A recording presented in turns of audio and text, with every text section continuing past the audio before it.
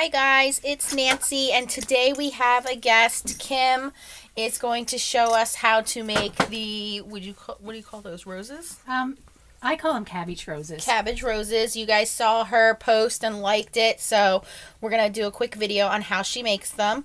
And we start with the Tim Holtz Alterations Sizzix dies, and this is the large tattered pine cone. Large tattered pine cone. And this is a tattered pine cone, which also has the leaf with it. So what we get is this size and this size. I cut them out. This is watercolor paper I use. I cut them out in advance because it just seems like a lot of waste if you do the whole watercolor and then cut them out. So this is how it gets if you just use regular cardstock. It gets kind of mushy because we make it wet to manipulate them. And then this would be the watercolor paper, and I just think that looks so much prettier. So this holds up. It's definitely stiffer. Yep. And it holds the color better. And it's a beautiful rose. And this is a large size. That's the large. So this, the large full-size die, this one turns into this size. And then to compare, the smaller die turns into that. Yep. Just that. I think they get beautiful. I love them. And these are pine cone dies turned into flowers. Yep. So Kim's going to show us how to do it. So we pre-cut these out of watercolor paper. And I'm going to put on my gloves because I use hot glue and a lot of wet because we're using the distressed oxide inks. We all love distress. I love it so much. I use nothing else. Because, well, first of all, I just keep doing things with it because it's fun. It's like it's just so fun to experiment. So this is how I begin. I don't know, what colors should we use? Maybe a purple? How about some purple, some orange? Sure. Does she have pink and yellow? There's orange. Well, I don't know if I like the orange with that. How about yellow with that? Okay. Okay. Oh no, I know. Now we'll keep it with that. So what I do is I just smooch on some. And that's just your non-stick craft mat you're using. And I just do a couple blotches. And let's do the yellow. Well, this is fossilized amber. Now, Kim's using the Distress Oxides, but I imagine this works well with any Tim Holtz Distress product. So the Distress sprays, the Distress stains, the Distress regular ink pads. I spritz it with water. And I'm going to just do a couple at a time.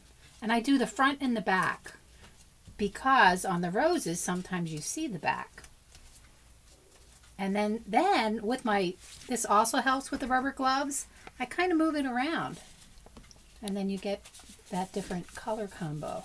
I think when this dries, I think I'll be using that side. And how about while you're smooshing, can I use a heat tool and heat it up? Sure. Got it all ready for you. I'll come around that side. Okay. Oh, I mixed that up a little bit too much, but it'll still get pretty. Well, what's nice about the Distress Oxides is you can layer it. So dry it and then do it again. There's no muddying. This is really pretty the way that these blended. Yep. Now, do you normally fast dry, heat dry them, or do you let them sit out and naturally I don't totally dry them because they're easier to work with when they're not totally dry. Okay. I just get the big drops. Dry, okay, so I got a bunch of colors in that. Now, for the convenience of getting this done, I'm just going to wipe this off. Look at this.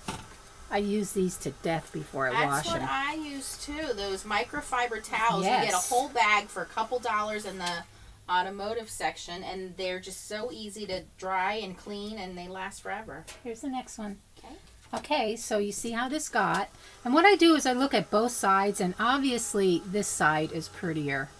So that's what's going to show up mostly. You see a little bit of the underside, but not as much. So that's going to go when I have one of these little pinchy tweezers. I put that on the end and just start wrapping.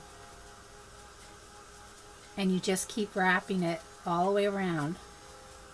See, I never would have thought to use tweezers. I would have tried to roll it around a pencil or something. I've made hundreds of these. You know, so as time goes on, you kind of learn what works all right, what works better than something else. So you're just rolling from the outside into the center. Right. Okay. So I'm at this point, and I want to loosen this up a little, and I want to pull this out. So I want to let that go a little bit because I want it a little looser, especially in the middle, because if it's tight, you can't bend it when it's real tight. Manipulate the petals. Got ya. So what I'm going to do is right in this spot in here, I'm going to put hot glue because you see that's where everything has to hold, right on the bottom. Yeah. So I'm going to put some hot glue here. Right on the base there where it's not curled up. Got ya. And you're going to have stringies. It's just something. Heat gun will take those off. And then you kind of twist it to get it where you want it. Now, this is probably what you wouldn't think I'd be doing, but I'm making it wet again. Because this is how I'm going to manipulate it. And look at how that color swirls around. I love it. And then what I do is I pull out and I crinkle. Because it's a cabbage rose. And that's how they look.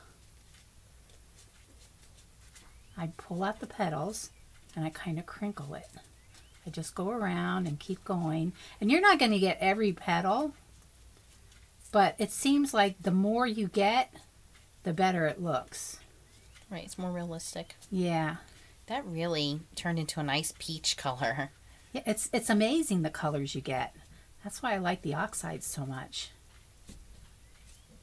And then you just, I know Tim had a video out where he bends them first before he rolls them, but with this being wet, it just works so much better. And you know, you can work on it forever till you get the look you want, but at some point you have to say that's enough. I've seen people smash them and they get nice. So, you know, it's just what you like, and that's it. That has multiple colors. It looks really pretty. Let's try a little one. I obviously like this side better than that side.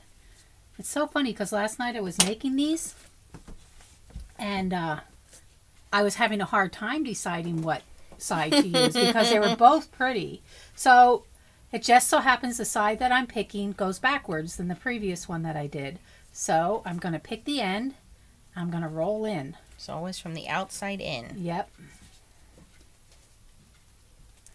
And I imagine this technique would work with any kind of dye that you have. That is a flower dye. So here's one, and it just cuts the design, and then you just roll it from the outside in. But the big difference is using that watercolor paper and putting the color in there. I've always tried to make mine with regular paper, and it ends up falling apart. Like you said, it gets mushy, and I just couldn't understand. So now I know to use the watercolor paper. So here I am in the middle. I'm going to hold it and pull this tweezers out. Oh, no. Now you think that's the end of the world, but it's not. Because what we're going to do is just start over. And, you know, it really does not make one bit of difference. You can just do it over again. Well, and that probably softens the fibers, and you just start over again. Yep. And re-roll it. I'll tell you what, it rarely happens to me. Well, we want you to show us the mistakes so we learn. So we're not like, oh, that goes in the garbage. No, you don't put in the garbage. I even have them rip apart and I still use them. You know, like sometimes if my die doesn't cut right, you get a real thin. So you got to really hold on and wiggle that to get that out.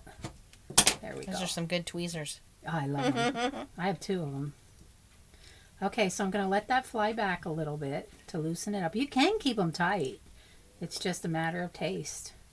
And then I'm going to look more like a classic rose when they're tight, I think, right? Well, and then you have the cabbage rose when you peel them open.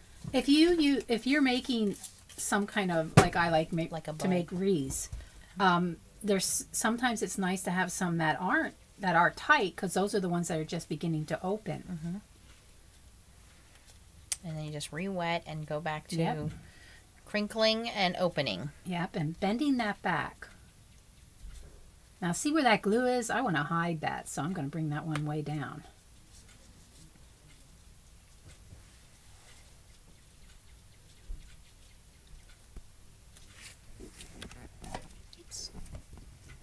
And then you get to the point where it's too small, so you just try to bend it as much as you can, and I think that's a pretty rose right there. Now, and could you also take the smaller one and do that first, and then do a larger one on the outside and make like a really big bloom? I've done triple blooms. Okay. Yeah, I've not with a smaller one. I think that would get lost within Right. it. But I've done like 3 together. Okay, so how would you connect those? First of all, I'd make them a different color Okay. so that you could see the difference. Okay. Yeah. When you're laying And them in. then you just keep them together. Oh, when and you're roll it. twisting. Okay. Yeah. Okay. Okay. All right. All right.